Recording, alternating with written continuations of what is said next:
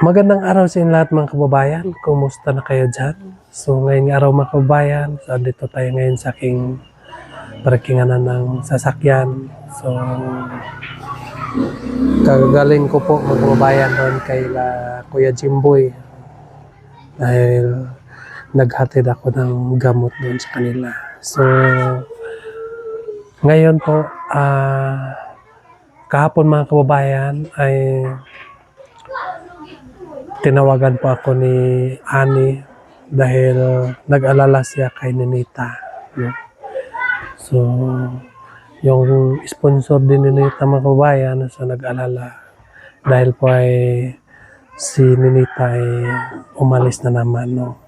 So, kahapon ay kagabi, so hindi alam ni Nanay Lorna kung saan nagpunta si Ninita. So, grabe yung iyak ni Nanay Lorna mga kababayan.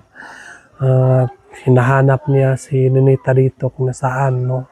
Dahil kala ni Nanay Lorna po mga kababayan nga andito lang po si Ninita sa malapit, no? So, mabuti na lang po ay may contact, may cellphone po mga kababayan. So, mga alas 12 na yata yun, no? Kaya ay ang pinsan ko mga kababayan ay tumawag siya sa akin dahil hingi siya ng tulong mga kababayan dahil sa nangyari. Mabuti na lang po ay nagtawag mabuti na lang po ay may nagkontak sa kanila, no? May nagpakilala doon nga si Ninita ay nandito. So tinanong nila mga kababayan kung nasaan si Ninita. So sabi nila nga andoon sa Cagayan, no? So sabi ni Nanay Lorna bakit nandoon yung anak ko sa Cagayan, nga sobrang layo sa Cagayan, no? So hindi maniwala si Nanay Lorna nga yung anak niya ay nandoon sa Cagayan dahil sobrang layo po ang Cagayan mga kababayan. Parang pag mag-bus lang tayo 12 hours. So, bago tayo makarating sa Cagayan. Pero, bakit nagawa ni Ninita nga magpunta sa Cagayan? So, naniwala na sila mga kababayan dahil nabigay naman po ng address. So, kaya ay kaninang umaga, no, tumawag si Sir Paul sa akin kung kumusta si Ninita, nakita na ba? So, sinabi ko sa kanya nga hindi pa. Pagkatapos ay pinapaalam din pala ni Mylene, no? At tinawagan nila una si Mylene at si Tito Helms. Tinawagan ni Nanay Lorna. Kaya alam din ni Tito Helms. So, pinapaalam kay Sir Paul. So, kaya si Sir Paul mga kababayan, tumawag siya sa akin, no? Kaya ay kanina ay nag-usap kami. Pinuntahan ko si Nanay Lorna doon. Sobrang nawa po ako kay Nanay Lorna mga kababayan dahil parang na-trauma siya sa nangyari na naman, no?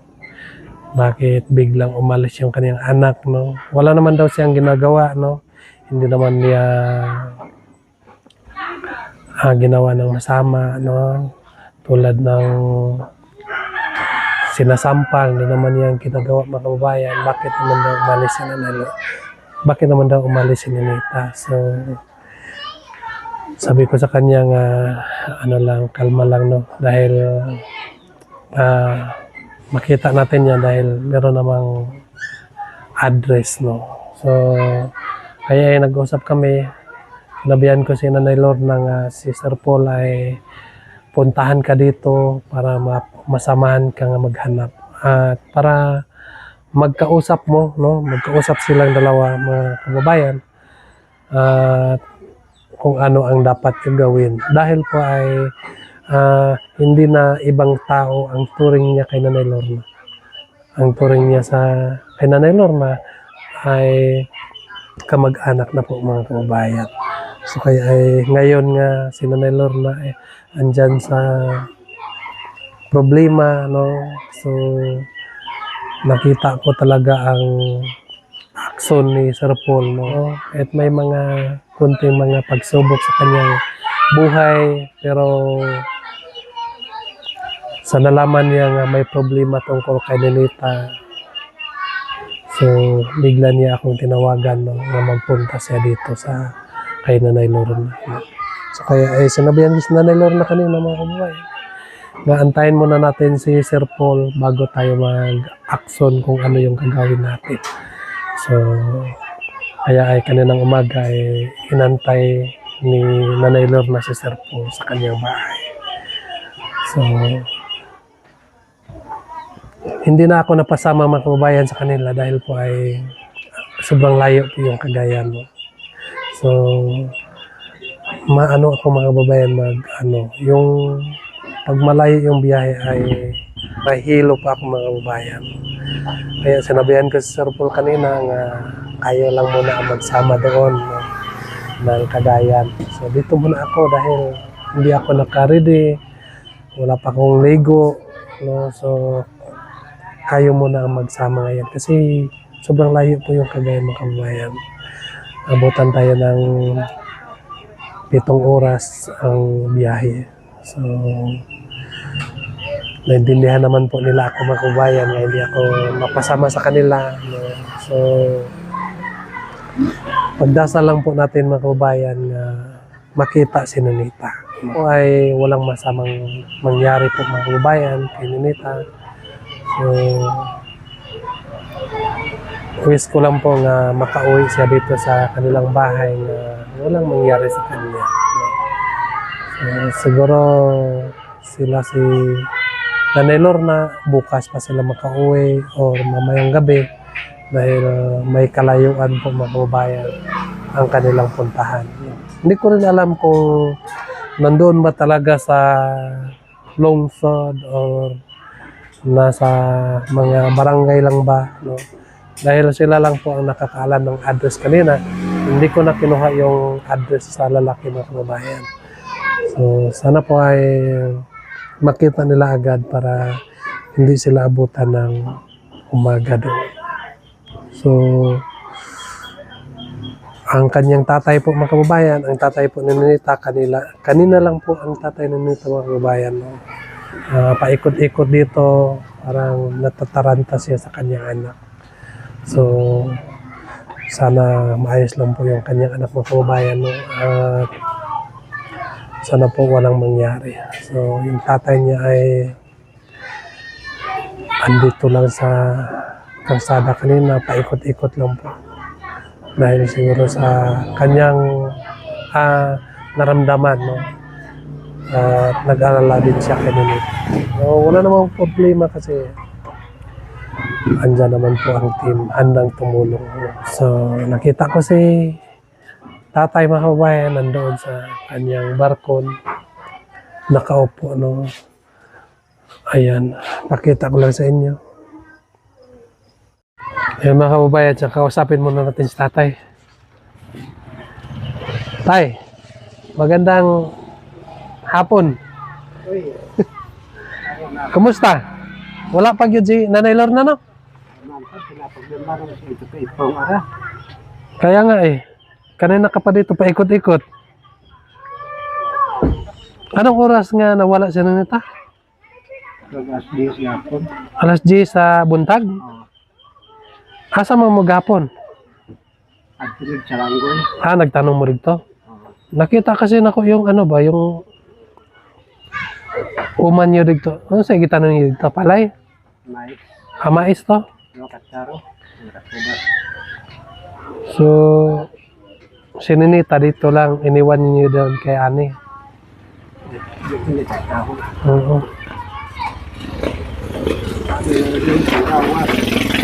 Hindi namalayan din, no, nga ano. Pero may gamit si Ani. Kasi nagdala ba, nag-ilisan si ano? Dako siya uyan. Ha? Bag din, kapon. Sa kabag? Uyan. Sa pa din naman, trabaho ko sa kanil. Hindi trabaho ako, panagin pa trabaho.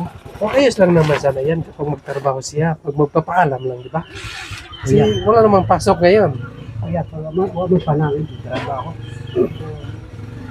Sino bang tatay nga hindi mag-alala, nga hindi nagkaalam? Kani, Pero wala namang problema tayo kasi ando na sila sa pool. Nagpunta sila dito kanina. pag ikaw, kita pa dito. Oo. So, sana po ay makauwi dito nga walang nangyaring masama, no?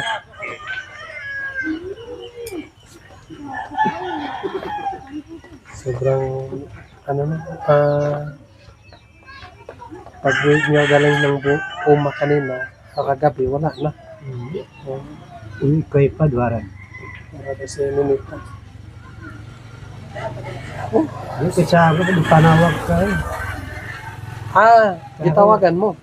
Kakaiwaran ka, ninita. Panaw, oh. Eh, paano ka rin na?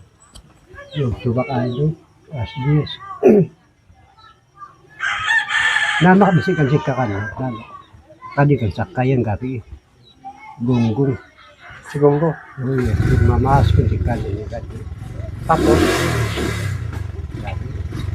Nama ka na, basog. nakon ka sa kaya. Sakayin po. Bataan sa kajit. Yung sakit na ba? Kadi sa kajit tumabok. Uy,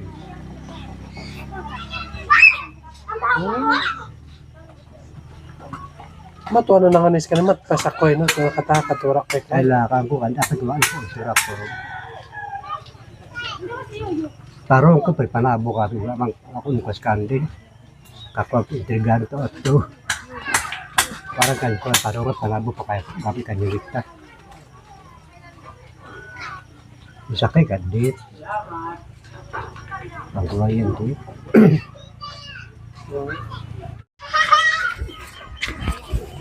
Yan po mga kababayan. So, andito kami sa labas ng tatay. So, inaantay niya si Nanay Lor mga kababayan pag dumating.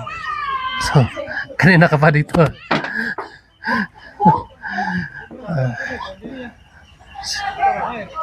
Bakit hindi ka pumasok doon? Antayin mo sila Nanay Lor na? Nag-alala daw si tatay mga kababayan. Ako kayo pagwaran. Pamako ka barin panyapon gabi. Hindi kumain si Nanay. Warin kon. Karena sobar. Ipaguro kan. Tapos malayo ang biyahe. Kada ka pulimo ito. Ganun lang talaga ang buhay tayo. So, wala namang problema kasi ando naman po si Sir Paul. Saya ko na tubong kakitaran. Makita yan kasi may address naman. Ganang ba kan si diar ito. Kuwas ay 3 buwas ay diar. Panggasolina. So, alam mo, sabi ni Sir Paul sa akin, ang turing niya sa inyo ay hindi na ibang tao. So, ang turing ni Sir Paul sa inyo ay kamag-anak na niya. So, tulad ngayon, isang tawag lang sa kanya, so nagpunta agad siya ngayon dito. Kahit may lakad si Sir Paul ngayon, pero di bali yung mga lakad niya ngayon. So, inuna niya paghanap kay Ninita. So, hanggang ngayon, hindi pa sila nakabalik. So, abangan na lang natin mga kababayan, no, sa vlog po ni Sir Paul ang paghanap nila kay Ninita. So, yun lang po tayo na. Ang sabi ko sa iyo kanina, yun na yun. Gawin natin ang tama. Yung taong kumapak sa atin ay patitikman din natin. No? Kasi mahirap eh. Alam naman nila nga yung bata ay may kunting problema. Pero bakit nila ginaganyan? Kuwak sakpaw. Bakit nila anuhin yung mga bata nga may problema? So, siguro sa'yo, anong gusto mong mangyari? Kung malaman natin nga may nangyari, totoo ang mga haka-haka, ano ang plano mo? Ipapreso ba o sa vlog? Anong plano mo? daraman yung bagay niyo.